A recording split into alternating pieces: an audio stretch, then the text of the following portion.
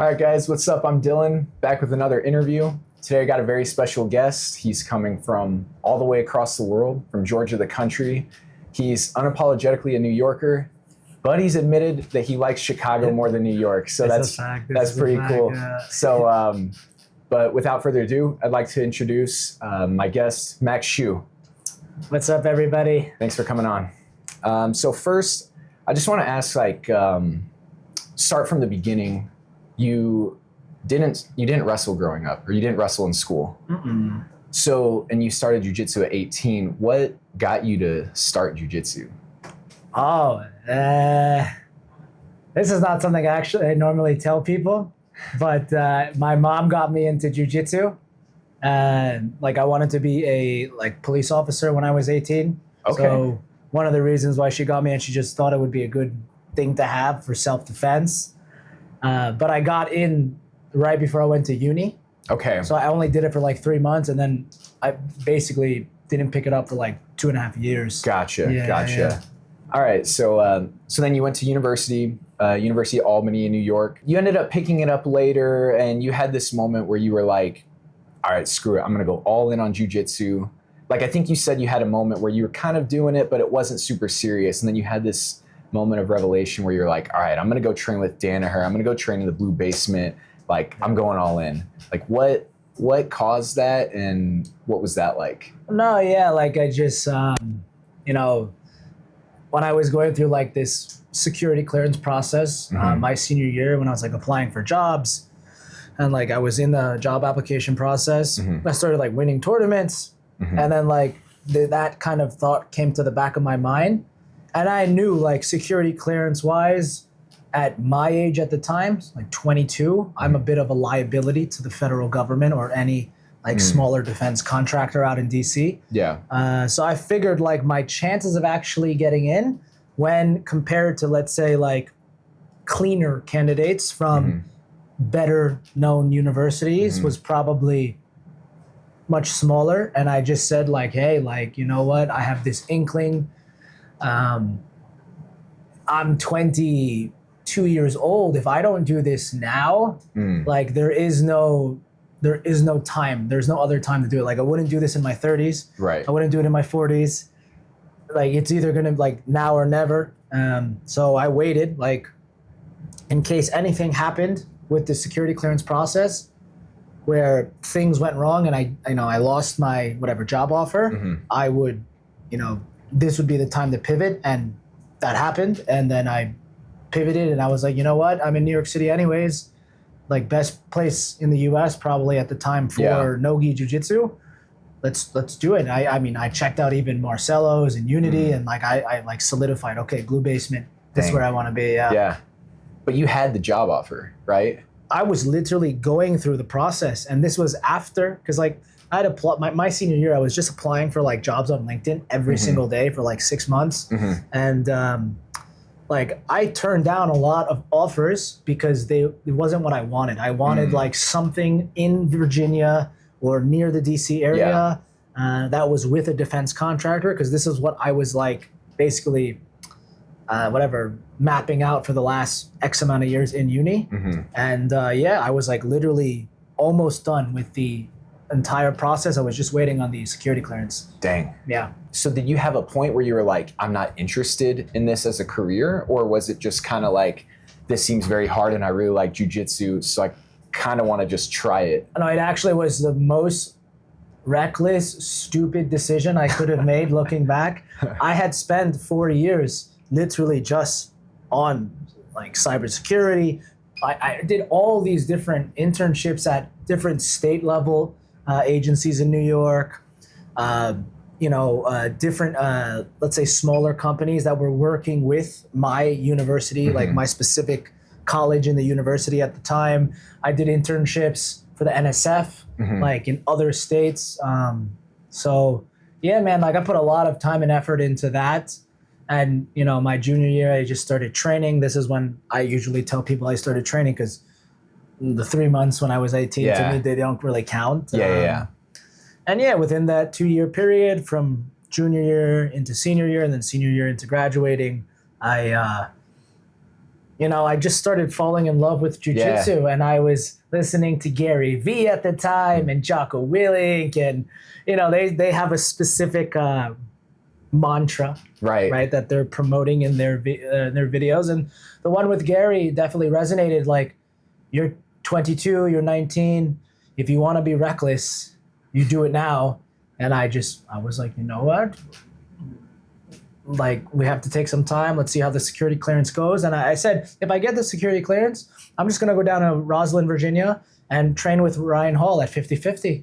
I mean, they have a good school out there. Now they have like Frankie, who used to be on the death squad, teaching there. So they have they attract good guys. And I was like, I'll do that. And I'll just try to be whatever down there as well while working a full-time job. Either way, I was going to do jiu-jitsu. Right. But I just ended up staying in New York with like the squad and these guys. And how did your family or your parents react whenever you told them you were going to do this decision? Oh man, they're Asian. This was like a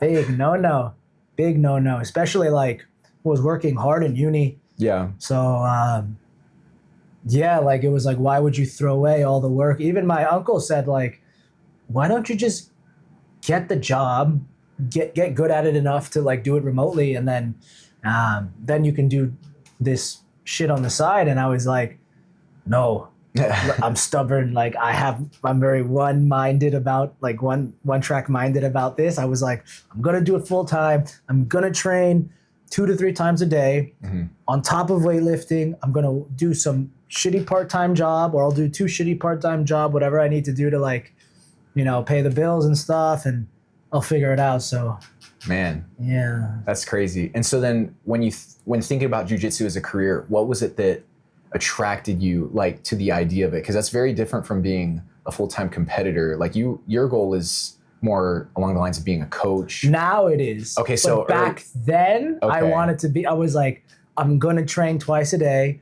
I'm gonna see how far like I can go competing wise. Yeah. And I'm gonna do it for at least a few years. Okay. It's just over this journey, it's transitioned. Like I've transitioned a bit into coaching, and now I'm bringing the competition side of things back because I have an itch that needs to be scratched. Yeah. But like, if we're being truthful, I am an average.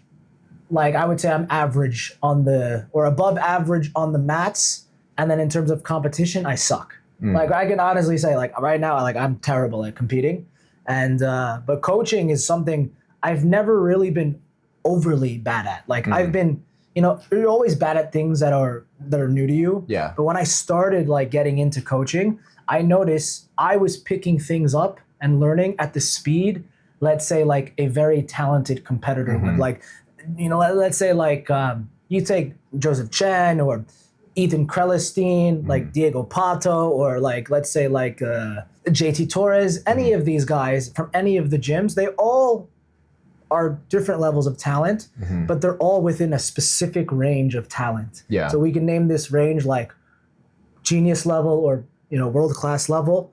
And I feel like in terms of learning how to coach, it was like, I picked it up super quick. And I always compared it like, why can't I do that with my developing skills on the mat or my competing? Like it was always so much slower, and I was like, different skill set. Right. And so then you also have this kind of really well-established Instagram and social media account. Did you think that would ever be part of your career? No, but actually like when I was traveling, I was freelancing, and I've done like website design, obviously at a lower level, like copywriting, content writing, social media managing. I tried it all just to bring in some money and, really figure out what I wanted to like specialize in.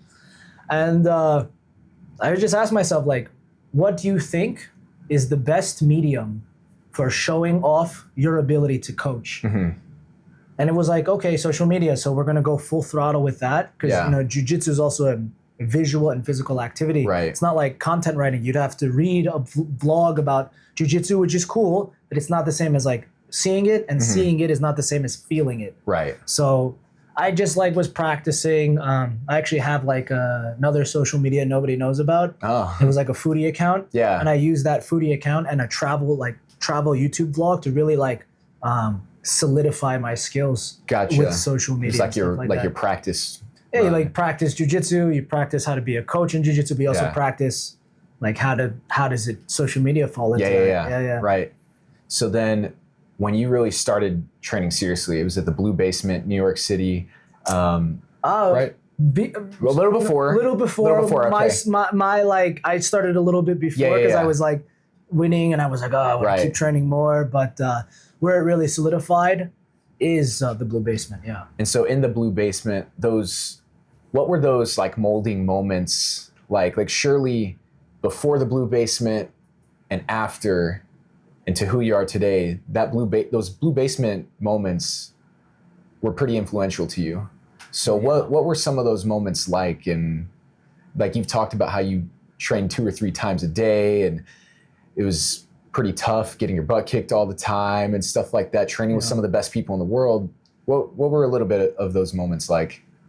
Yeah, like the ones that molded me, like, you know, there's a handful of things, but I would say it was mostly just the process of figuring out what it takes to be good. Mm-hmm. So, for example, there was a point where I was training 2 to 3 times a day and doing it for months, and I was progressing because I would roll with people who like used to beat me on month 1, and by month 9, they couldn't touch me.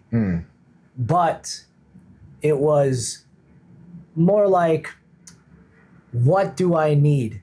Like, what does it take to really improve in terms of jiu-jitsu? And that means talking to other people, both hobbyists and competitors, and figuring out what are they doing right and what are they doing ineffectively and what are they doing effectively. Talking to talented members, right, of the squad or other people around them, and just figuring out, is this guy good because he's like is he good because he's memorizing all these movements? How come the other guy over there who is a little bit worse than him but has been training 3 times as long, how come he, like, what's happening? Like, I really was trying to figure out what was happening.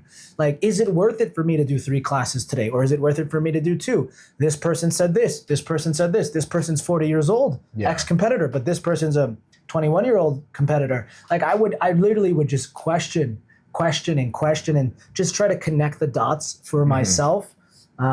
So it was, I wouldn't say it was like one set moment or experience, but it was all these experiences combined together where, just like, let's say you're looking up at the sky and there's a bunch of stars. Imagine like trying to create a red line that connects all these stars together and helps you generalize and extrapolate information about like what it actually, what skill development is.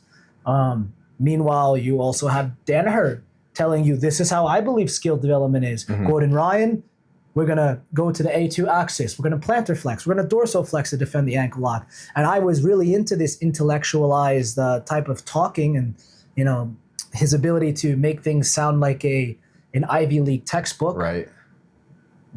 At the time anyways, because I was coming from a cybersecurity background and stuff like this. But it was always like, hey, if this is the best way to do things, how come I can't get it and other people I talk to aren't getting it and they're not understanding it? Is it a matter of more repetition? But how come he has this entire room where 90 people on the mat, like a good amount of them are just like competitors, like competitors from all over came to like train. And it was like, is the training room the reason for the environment he created? Is that the reason why there's like, this place is like the hyperbolic time chamber in like Dragon Ball Z? Or is this like, or is it the actual method? So these are the questions I was constantly asking. And I would even stay after class, you know, like they would always do like this Q&A. He would always do it for just the death squad and like the talented guys. And like everybody else would leave and I would just like sit in the back all sweaty and gross, like let my like skin get dry with the nest. It was so nasty there. And like I would just like watch them like and listen, like, okay, he's doing it after class. He said this online that he likes to show stuff after class because he thinks it's the best time. Why is that? And then like there was no ChatGPT back then, so I just had to look it up myself. Yeah. Like, is there a real like evidence-based reasoning for why Danaher says what he says and why he does it this way? So yeah, it was like culmination, not so much individual, thing that really stuck. Yeah, it sounds like it was your think lab for successful jiu-jitsu, and like that has definitely influenced like where you're at today, but then helped you create your own way of thinking, or even mold you into the way you think now, which is influenced by Greg Souders and other guys like that. Yeah. So when you were in the Blue Basement, you were often training with Gordon Ryan, Craig Jones, John Danaher, all at the same time? Not like personally with them. No, but they were in the same room? They were in the same room. Like I rolled with some of the smaller guys. Yeah. Like Frankie, Ethan, Nick Ortiz when he was there. But not the big guys. I remember one time Nicky Rod asked me to roll, and I was like, fuck that. This dude's like 250 pounds, and he moves like somebody in my weight class. Yeah. And I was like, no way. Yeah. It's going to hurt me. Do you have any funny stories from the Blue Basement? Fun is not the word that comes to my mind. This is actually like, this is a question I've been like figuring out for a while, which is it possible to create a world-class room where not just the competitors are world-class, but the hobbyists, like Filthy Hobbyists, are world-class in their own right, but at the same time still make the room fun? Because I can tell you, and I'm not going to go too deep into it, but that room, in terms of was it fun, was not fun, but it also wasn't I would say, the healthiest room to begin with. Like, I know there are some moments I'm literally thinking of right now where, like, if this happened in any other academy, I or the other person might have gotten kicked out. Yeah, because egos, like, people are trying to win, egos get, like, wounded, and they come at each other. Dang. So you mentioned the Filthy Hobbyist, and that's your brand you built up pretty successfully, and you care to explain what that is? Yeah, like, I mean, the Filthy Hobbyist is just, somebody who's not a full-time competitor. They're not training 14 times a week. Maybe they're training 3. Maybe they're training 6. Maybe they're training 4. Whatever the case may be, typically these people are told things like, hey, you should compete. Why don't you compete? They're pretty competitive with a lot of competitors. Maybe not world-class guys, but the competitor at let's say a mid-tier or good level school, like, these guys are very competitive with them. Meanwhile, these competitors are probably training 12 to 14 times a week alone, just jiu-jitsu. And yeah, like, I met a lot of these guys. It was actually the first time experiencing a Filthy Hobbyist in the Blue Basement. Yeah. Was everybody good at Danaher's, classes out of those 100 people on the mat? No, like, statistically, probably 25 to 30% of them most likely were bad. But there were some guys who were not full-time athletes, older guys too, like 40 years old, 45, 50. Yeah, and then when I started traveling, I left the US, I started looking for gyms like this, where I was like, I want the blue belts to feel like brown belts. Yeah. That's how good I want these guys. Like, that's what I experienced. So yeah, that's kind of Filthy Hobbyist right there, man. Yeah. Filthy Hobbyist, yeah. And so your brand, the Filthy Hobbyist, like, obviously we talked about you building it up and you getting those, basically starting from zero on that, on your social media page and everything. What would you say with building that up, building your own personal brand, as well as the Filthy Hobbyist? What do you think gets overlooked about that? Or what do people misunderstand the most about that? Like just the social media stuff? Yeah, or like your career. Oh, some of you guys think I'm just a fucking influencer. You must be out of your minds. I've never presented myself as an influencer ever. I don't post funny videos. Literally, all of my videos are straight up educational, which is, like, honestly, like, from a social media perspective, just promoting educational videos is really stupid. Like, I am hurting my business actually by promoting educational videos. But I've never intended ever to be like an influencer. It was always, can I showcase my ability to coach? be it in a live class setting, be it in a private setting, be it in an online setting, kind of the way we audio back and forth, or sometimes I'll hop on Zoom calls, or sometimes I do have online privates, or, you know, and I'll videotape it and put it online, even though I know nobody's going to look, nobody gives a fuck. But man, like, I've never tried to be an influencer. And I think that's the most overlooked thing. People look at this and they go, oh, you're an influencer. Because people comment stuff or they message me and I'm like, don't get it twisted, man. Like, I'm definitely not that. Yeah. Yeah, that's definitely a good question. It's like, because you've got the following, so there's probably people that misunderstand that. But so then let's talk about your move from New York into. You first moved to Japan, you said. So you moved across the world, Tokyo, yeah. And you moved across the world. The question, and you to pursue a further career in jiu-jitsu still at that point, or were you still doing the competitor thing? No, this one actually, like, so I had got laid off from my job right at the end of 2019. Okay. And I was kind of freaking out. And this was a point in my life, honestly, and I'm still making reckless decisions, but they're way more calculated. Back then, it was like fucking reckless. It was like, I can't afford New York anymore.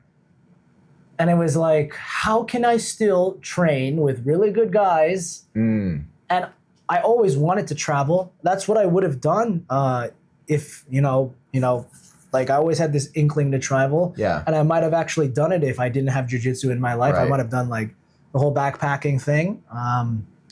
So it was always in the back of my mind. And at the time, I was going through I was having issues in jiu-jitsu, man. Like, for sure. Like, I had just lost Pans that year. And it's not like I just lost. Like, I got to the third round. And if I had won my match, and I remember who beat me, I actually want to roll with him again. He's from Connecticut. Like, if I won that match, I would have, like, I think I would have fought for the final. And, like, I was working so hard for this. And then, like, I won a tournament in October right after Pans, and then I lost another one in November. And everything was up and down, and I didn't have the ability to separate logic from emotion back then. I had a lot of, like, emotional issues. So I was like fucking, like, just going nuts in my mind. Like, when you can think of a jiu-jitsu competitor who doesn't have emotional intelligence going nuts, that was me. And, you know, the job thing happened, and I was, like, freaking out even more. What do I do? What do I do? What do I do? And I was like, oh, shit, wait, hold on. If I want, I can do this traveling thing. I can't afford New York anyways. So I was like, how can I make things work? And Tokyo I was like, Kenta, you know Kenta Iwamoto? I think so. He's like top 10 ranked 77 guy, 80cc vet, B-team guy. Basically, I hit him up. I was like, hey, can I come out if I train with you? Can I train for free? Can I train with the best guys? And he was like, sure, no worries, come to Tokyo. And then I looked it up online. Like, there are these things called workaways where you don't have to pay. I never paid for housing in Tokyo. Bro, I, like, worked at an English cafe like 20 hours a week. Wow. And I got free housing. I got free food. I got to network and meet lots of people the way you do in jiu-jitsu. Wow. And I got to spend, like, I lived in a house with, like, 12 other Europeans, and we had, like, 3 floors, but it was fun. It was super fun at the time. I didn't pay. I just had to pay for the ticket, and I made it work, man. So I ended up there training with Kenta, training with actually a few guys now who are not on the world level, but they're international level for sure. And, you know, doing my thing out there, still training, still focusing on jiu-jitsu, but, you know, bringing some novelty into my life, figuring out some emotional, you know, the traveling helped me really sort the emotional bullshit out I had in my head and really get precise. Yeah. So then, did you ever get the criticism or people ever say to you, man, why'd you move across the world? Like, why not just start your own gym? Oh, all the time. I would say at the time, though, Like, you mean criticism now or criticism? Now or about anything with you moving across the world in pursuit of jiu-jitsu? People never said, why don't you just start your own gym? Well, I never, at the time, I never told people I was moving because of jiu-jitsu. Oh, you kept it a secret. I just kept it a secret for myself. Yeah, I just told them, oh, I'm leaving the US. I'm leaving in New York. I don't like it here. Which I also didn't like New York at all at the time. That's why I tell you now Chicago is better for me because I never liked New York. Always felt off to a certain extent. But now, yeah, man, now is like, I definitely want a gym. I want to do it my way. Unfortunately, having a gym means you have to be tied down to one location. And I don't think, my personal life is like, I don't think those stars are aligning yet where I can solidify a place where I can really open a gym. Unless, like, obviously the cost of opening the gym are a bit cheaper. So renting a mat space, et cetera, et cetera, et cetera. But hopefully in Dubai, I will be coaching at the best gym they have there, and they will let me do it my way because I want to make these guys. I want to help these guys beat up the Americans and beat up the Brazilians, like beat up the Europeans. Right. So, yeah, like that's what's happening with the gym situation. Why I don't make one yet. Gotcha.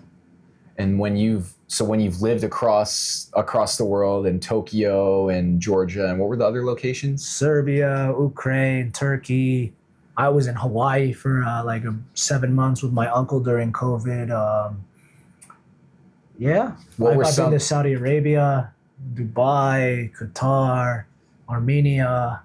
Wow. And so what were some of the difficulties you faced with living in an area that, is foreign to you?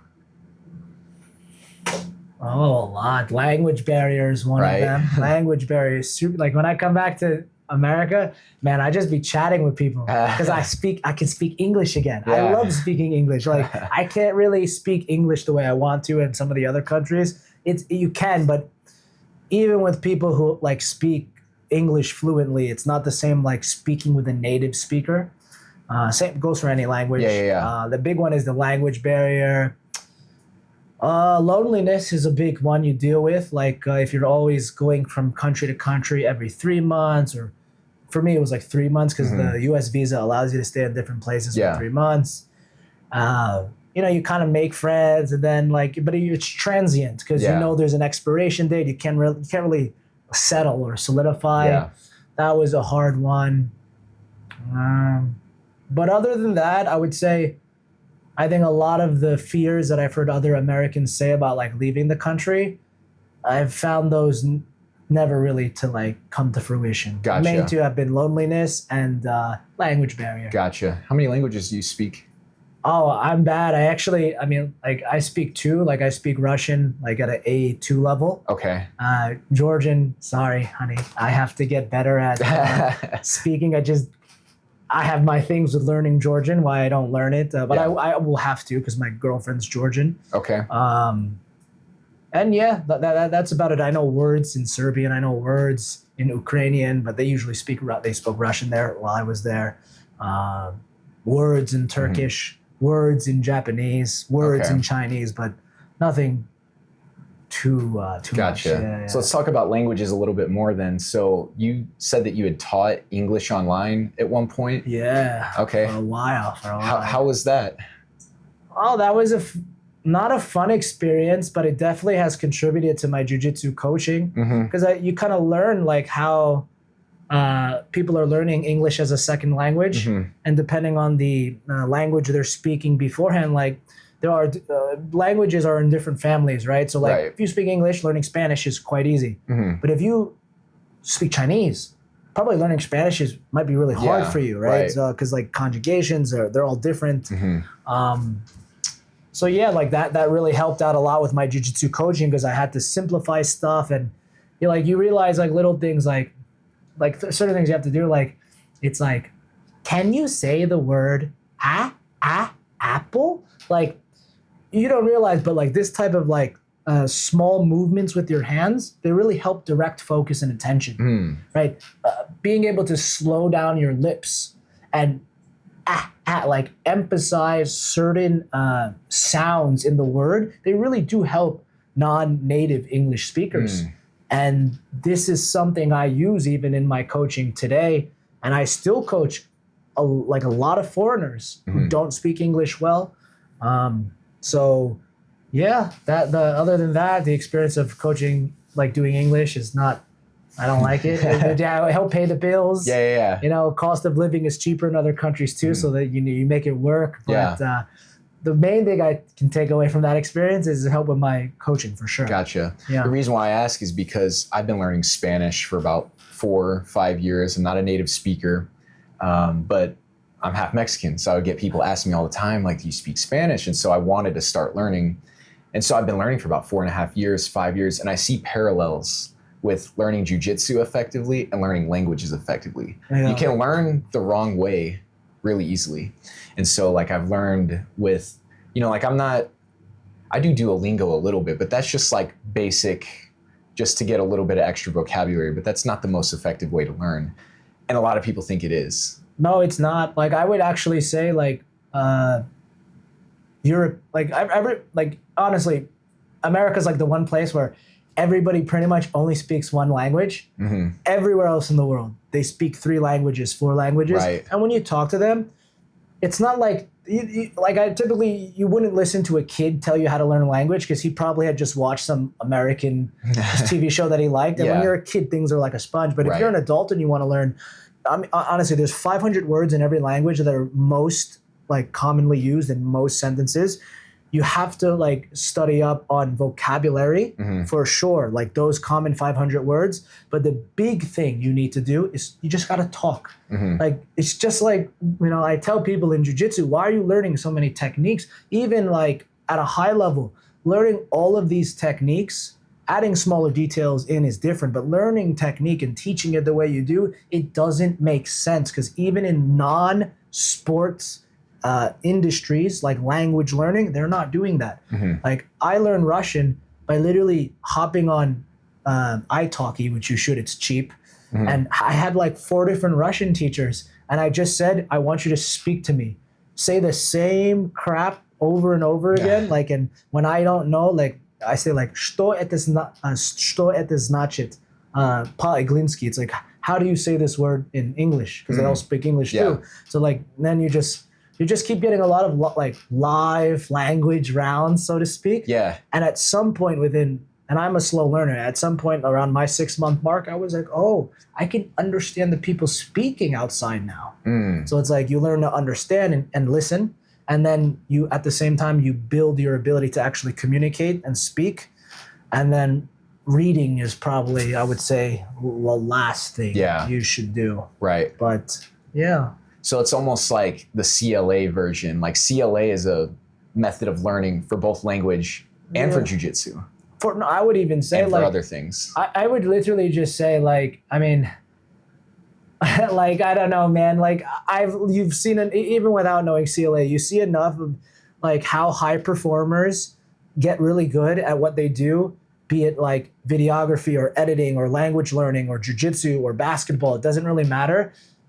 They all pretty much, all the best people pretty much have just done it in a live situation, whatever is considered live to their niche, and they just done it for a long time. Like you listen to a lot of these basketball players, oh yeah, like the one thing I've been doing differently than other basketball players is I don't do these cone drills where I have to like dribble between my legs and go left, right.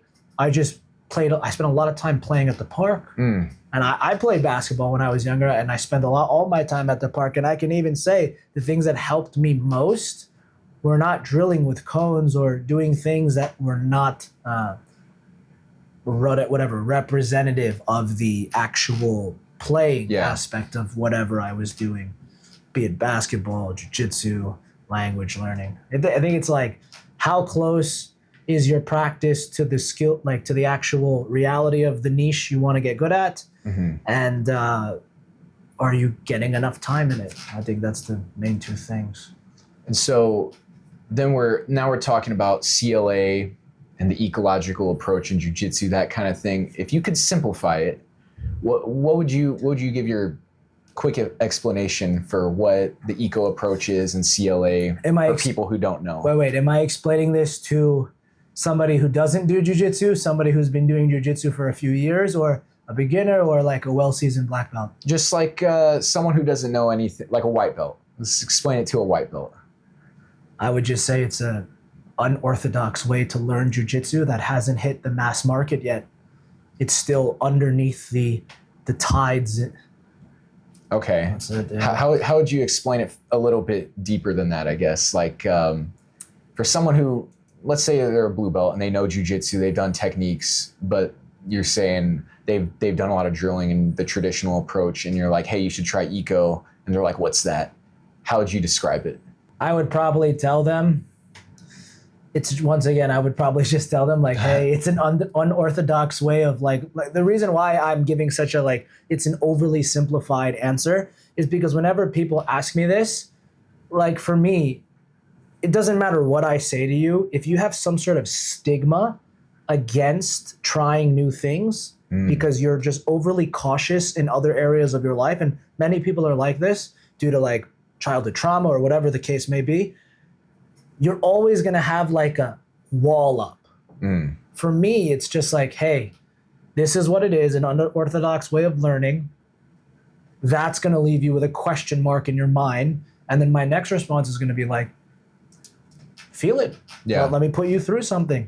It's just like what I was telling you the other day. Like, it's one thing for us to talk about jiu-jitsu online. It's another thing for me to like have you feel what we're talking about. Right, I can pick it up a lot faster. Yeah, and then like when you feel it and you start liking it and enjoying it, then you like I usually tell people, oh, you want to know what I would like the definition now? And then I would explain it to them like that, because like I don't think defining it really helps that much. That's why like you see like Greg is always fighting online and stuff. But like honestly, it's a waste of time to explain the definition. Even jiu-jitsu like itself, what like if somebody were to explain jiu-jitsu, like let's say a random person on the street or a family member said, oh, you do jiu-jitsu. What is jiu-jitsu? How do you define it? Most people cannot give an actual answer. And some people will give a very like, if you ask John Danaher, he'll be saying it's the art of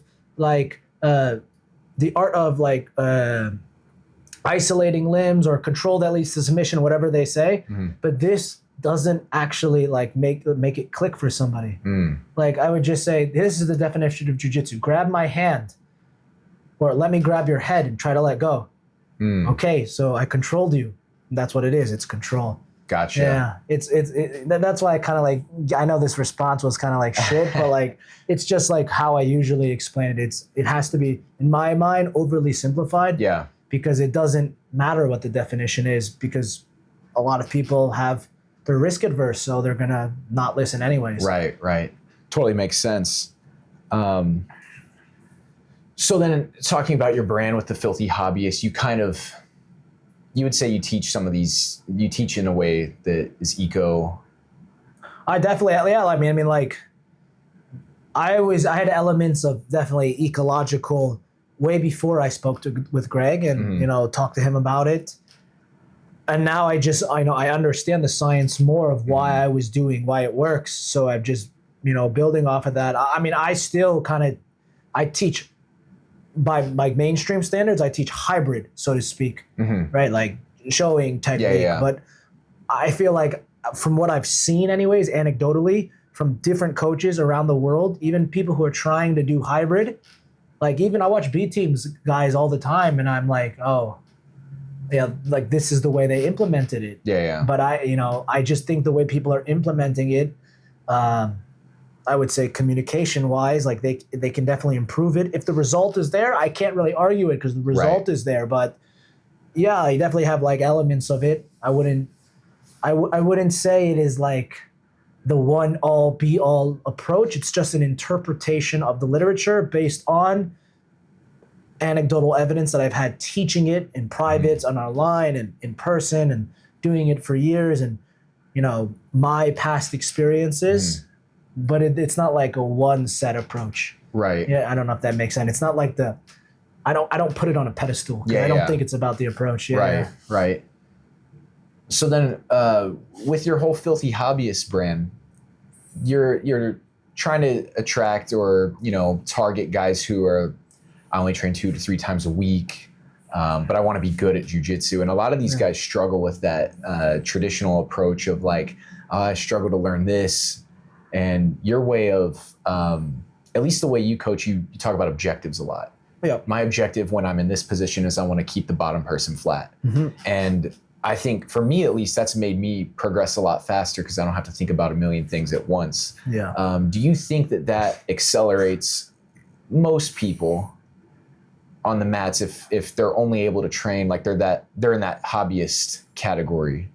Like, do you think it helps them out more than competitors, or just helps them out? It helps them out more than the traditional approach. 2000%. Like, I cannot understand people in jiu-jitsu, like the reasoning and the dogmatism towards like holding on to an approach so tight. Even with Eco, I see guys like this, but I can tell you objectively, teaching Ecological forces your students to focus on small battles in specific areas with an overarching broad goal. And just by them being able to, get rid of all of this sensory overload from hyper focusing on 1,000 different steps, and by putting them in a live scenario and doing it, like you do it once, it doesn't mean anything, but you do it 3 times a week, 6 times a week, and you do that for a month, and then 2 months, and then 3 months, within 90 days, like within literally like for within honestly like a day, it like they see results, short-term results, obviously, but within 90 days, you kind of like you understand like, oh, why did I ever fucking learn the other way before? Yeah. And once again, the emphasis now is on the method, because if most people are still, and especially in America, all over the world actually, if they're still using this approach to teaching, like let's say 80% of the schools are still using this approach, then it's like you have to force a different method on them. But once the status quo has changed where everybody is on board, and they don't have to do it the way Greg does it, or the way I do it, or the way Dima does it, or Kivan. It can be their own interpretation. But once everybody's doing this, then you really find out what is separating the different coaches. Is it the approach, or is it the individual? And for me, it always comes back down to the individual. Yeah. But in the beginning, if everybody else isn't on board, it's like, it's still the individual, because they have the peace of mind to say, hey, the traditional method isn't fucking working. Yeah. But yeah, man, like it's definitely helping all hobbyists anywhere in the world. Like I think you don't even need to speak English. The person can speak, your student can speak a different language, and by simply implementing this methodology, they will see crazy results. And you don't even have to like overcomplicate explaining stuff to them, right? Yeah. That's interesting you mentioned the status quo, because I was going to ask about that. Like, is there a point that you think that the ecological, or whatever you want to refer to it as, loses its edge because it's used by everybody, or a significant percentage? I mean, that all depends on how fast it also could be a fad. And I do think also like the way that people are marketing it online, because I've trained at CLA schools, or I've seen their classes. I think most guys who are trying to implement this, they're terrible at, like, they're just copying. Like, they don't even understand what they're saying. They sound like parrots. They read a book. Oh, I know it. They listen to Greg on a podcast. Oh, I know it. But it's like, were you spending years in the gutter? Like, were you like, I didn't talk to my parents for 5 years. I didn't talk to my brothers for 3 years. All this time, like, this was my own emotional problem, but I was working, man. I was like working even when I was abroad, like working 2 different jobs, studying jiu-jitsu, analyzing tape, training, coaching in person. Are you putting in that much work towards understanding what it means to either be a high-level competitor or be a high-level coach? And I don't think most of these guys are. Yeah. You know what I mean? So it could be a fad because there's a lot of bad guys promoting it, or not bad guys, but like they're not as skilled. Yeah. But it also depending on how long it takes to really catch on with the rest of the world, I think it'll take 15 years for it to become overly saturated. By the time it happens, you'll have kids, I'll have kids. Yeah. But by the time it's mainstream, Right, for sure. right. So then we talked about it being effective or helping facilitate growth for hobbyists and people that only can train a couple times a week.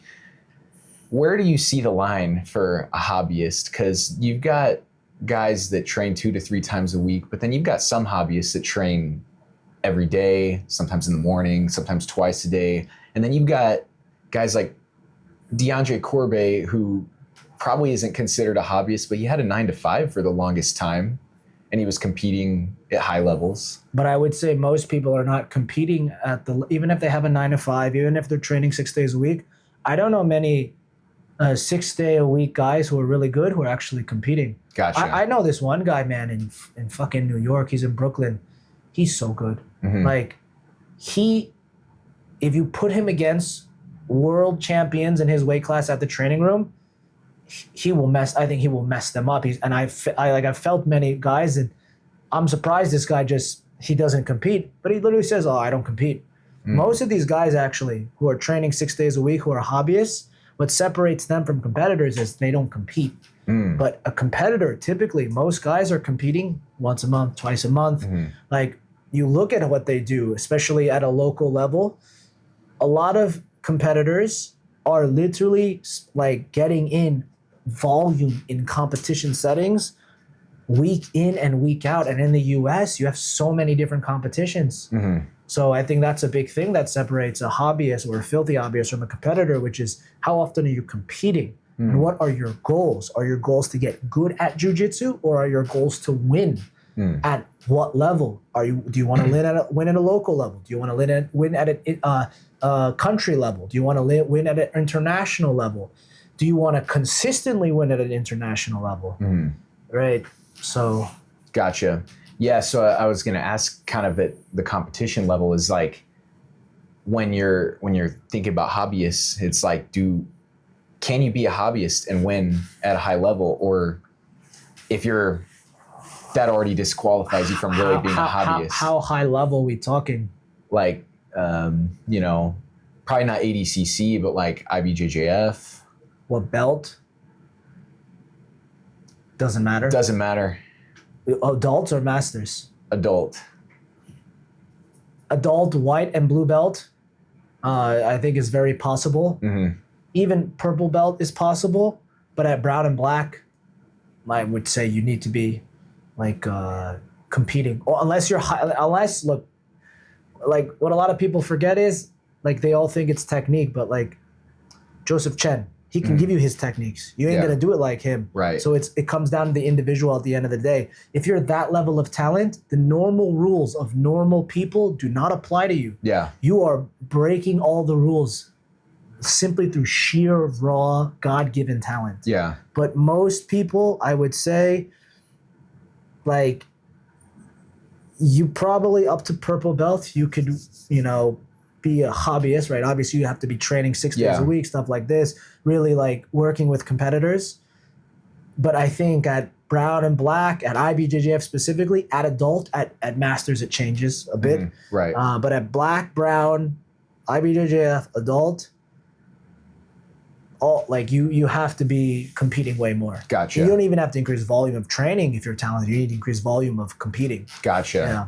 So the importance isn't necessarily how you're training, it's just constant competition multiple times. Well, it's both. Yeah. It's definitely both, but I can tell you, like, let's take for example, there are guys where I know guys, and I've worked with guys who've upped their trainings from like, let's say, six times a week to 9 times or 10 times. But they see no increase in their competition performance because they're simply not competing enough. Likewise, I know guys because they've moved to other countries and they have other things to do now, they had to go from a 9-time-a-week schedule to like only training 4 times. But the way that they supplement that 4-time-a-week training is by competing every 2 weeks or every week. That's, like there are ways to really keep improving depending on what your situation is, depending on your goals, if you just understand like the core ingredients. It's like, how much time on the mat are you getting? Mm-hmm. What is the quality of your training design? Mm-hmm. How much time are you getting in a competition setting if that is one of your goals? Mm-hmm. And like, what are your physical constraints? Do you have tight hamstrings? Are you lanky and tall but skinny? Are you like Gordon Ryan? He started off tall, lanky, and skinny. Mm-hmm. Why did he go to the heavyweight division and bulk up? Because he saw a discrepancy in that division, but his body type, for being so tall and lanky, allowed him to put on 40 pounds and or 20 kilos and, you know, start competing at the heavyweight division. Yeah. So like, you know, these are the things that really affect your training. And if you can learn to manipulate them and learn to just go with that schedule that you've decided, I'm hopeful for everybody who wants to like achieve their goals. Yeah. Yeah. And so what are your goals in jiu-jitsu right now? I know you just did ADCC and you're planning on doing some more competitions again. I mean, the goal really hasn't changed. It's like, I want to, there are some things where I personally criticize myself for, where, you know, I do believe in terms of coaching, I'm on the world level. There's no doubt in my mind about that. But it's just like, when you get to the peak of one mountain, you look up and there's a completely other different mountain. And there are certain guys in the space, Greg being one of them, where I'm like, damn, he's still better than me at coaching. I gotta fuck this guy up. And yeah, man, like I still want to be the best coach in the world, maybe of all time. Like that goal has not changed at all in years. But a new goal has arisen, which is I have a scratch now, like an itch that needs to be scratched in terms of competing. And I would just like to see like how high I can get my competition level, being that I'm a average or above average, but above average is not really nothing crazy. Above average, like practitioner. Yeah. Gotcha. And you had mentioned the nerves got to you a little bit. Have you found anything that has helped you just with compete that? more? Just compete more? Literally just put me in that environment. Like next week I was supposed to go to Philly to compete, but nobody signed up for my division, the grappling industry. So I asked my friend, like, let me just do a super fight against this other guy we know who's a competitor from Jason Rao's school, Vanguard. We might just do an in-house comp at a boxing gym. Wow. Because I need rep. Like it, I know what the answer is. It's more volume. Just more volume. It's more volume, man. You know, let's say I do more volume. Let's say I do 60 competitions in the next year and a half, and nothing has improved. Then then I'll start asking, hey, what's the real problem? Because we tried one thing, we had a hypothesis. It's obviously not correct. Let's pull back and reevaluate. But I have to try hypothesis one, which is volume. Yeah. I think it's volume right now. Yeah. So where do you see the future of BJJ in 10, 20 years down the road? In what sense? Do you see the sport getting more popular in terms of like this will be almost more of a mainstream? Yeah. Hell no. No? Hell no. Yeah. I don't think jiu-jitsu ever becomes mainstream. Because honestly, like, I mean, it's gonna grow. It's constantly growing every year, but it's never gonna be super mainstream just by the nature of the sport in itself. Like, let's say the national sport in the U.S. was like not basketball or American football or baseball, but it was jiu-jitsu or wrestling, like the way it is in Dagestan. Yeah. Then 100%. Yeah. It like 100%. It would be like super mainstream. Yeah. But it's not like, you know, the basketball, American football, baseball. These are things embedded in the American culture in any state you live in. Yeah. So like these are things where like and the nature of those sports are different. People understand put ball in hole, put ball in end zone, put ball in glove, smack ball with bat. But jiu-jitsu is like weird to look at. Like this, it doesn't. Nobody understands it. And even if you had the best commentators in the world explaining it, still to look at this is like confusing for the human eye. Yeah. Because a punch makes sense to people. A takedown makes sense. smacking somebody with an object makes sense. That's why you see it, or stabbing somebody. That's why you see it in these horror movies. The killer's stabbing you. He's not choking you out. He's not putting his hooks inside. Like, it's never going to become that big. Yeah.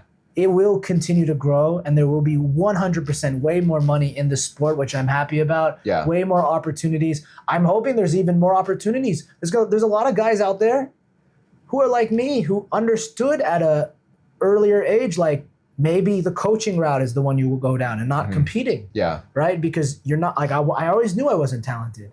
It's just like self-awareness. But there's a lot of guys out there who are like, hey, how do I make money? How do I make a living off this? What if I don't own a gym? Like, so I'm hoping there's way more opportunities even for them, more money in the space, more blueprints to actually work from. Like, so yeah. And then when you move to Dubai, what do you see? Like, what's that supposed to be like for you? Like goal, or you're gonna be coaching? I'm gonna take all of the Dagestanis and the Chechens and the Kazakhstanis where, like, you know what my student Arlan was doing? I told you at 5 years old, his father said, here, Sambo, do it now. He told me they used to fight in the villages. You hear these type of stories everywhere at post-Soviet countries. I'm gonna take all these guys and I'm gonna fucking give them Western technology, and I want them to beat everybody on the world scale. Like, there's a guy even right there from Iran, his name's Puya Ramani. He is, like, wrestling wise, like pure wrestling, he will, like, fuck up Nicky Rod in pure wrestling 100%. Like, I've seen him wrestle against, like, top level UFC Chechen and Dagestani fighters, and that's a hint for you, like, if you watch the UFC. Like, these guys are super good. All they need is proper technology and training design. Because right now, all they have, from what I've seen in, like, man, don't get insulted by what I'm saying if you're watching from Dubai. This is just my opinion. It's not like something set in stone, but I think they are missing, like, Western technology. And that's why you see the UK ranks higher than Dubai. Europe itself, Poland, higher than Dubai in terms of grappling. The US, higher than Dubai. Doesn't mean, like, Japan, higher than Dubai. Australia, higher than Dubai. Canada, higher than Dubai. It doesn't mean they don't have good grappling. They do. They have Emirati, like, world champions there in the gi. They have good, like, Brazilian guys who are, like, really, like, talented from what I've felt and seen. It's just they're missing, like, the proper training design and doing it day in and day out for weeks and months and years. And I would like them to work with me so I can take everything that's been embedded in their cultures, like the Chechens and the Dagestanis and the Kazakhs there, and even the Emiratis. Like, there are some Emiratis there who are really hardworking. They're super hardworking. They're busting their ass.